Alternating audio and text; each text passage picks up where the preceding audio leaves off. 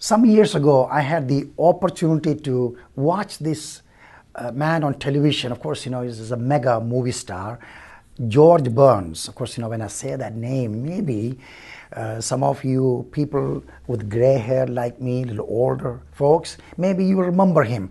And I think he's the one who played in that movie, Oh God. Somehow I liked him. He had this round Gandhi glass, and he had this long lit cigar in his hand, and he will talk and sing, and in between, he'd take a puff and all that. Somehow I liked him. Maybe I liked him because he kind of looked a little like Mahatma Gandhiji. And of course, I have huge respect for Gandhiji. But something touched me about George Burns. That is one song that he sang often, especially when he goes off from his program usually. And the lyrics went something like this. No, I'm not going to sing, but it's kind of fascinating, the words. He would say, I wish I was 18 again. And I like that song. Of course, the story is, the journey he made and all these different things, and of course, some of you know the song. Maybe you can, as a matter of fact, I think you can go to YouTube and listen to that. I wish I was 18 again, George Burns.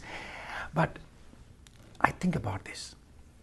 It was in 1966, I was barely 17, when Jesus called me and he spoke to my heart about giving my life to serve him. And I left my home and traveled 2,000 miles to North India with Operation Mobilization, and was there for several years.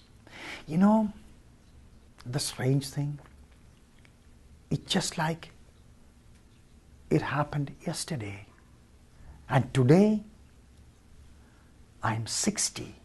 Now I told you how old I am. But here's the thing, I don't know what happened to time. How did it happen? Just like a second. I was 17, now I am 60. Time went by so fast.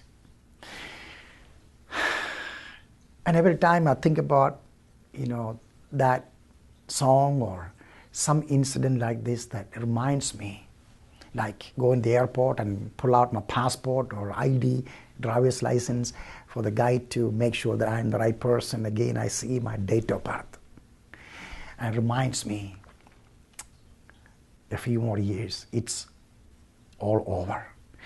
So, my friend, the impression we try to make on others, and the approval and honor from others, and the money we try to accumulate, and the security, and all the stuff that we do, thinking that this will all bring some meaning to life. Hey, listen.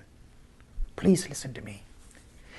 100 years from now, nothing really matters. You don't believe in it? Look at your driver's license and add 100 years to your present age. You'll be surprised. So, every morning when you wake up, make a decision. Lord, dear Jesus, I want to make this day count for you and for your honor, for your glory. And you do that by being kind and gracious and helpful to others, saying thank you, or saying kind words to people who need an encouragement, or helping someone. Because we live for God by living for others around us, especially those in need.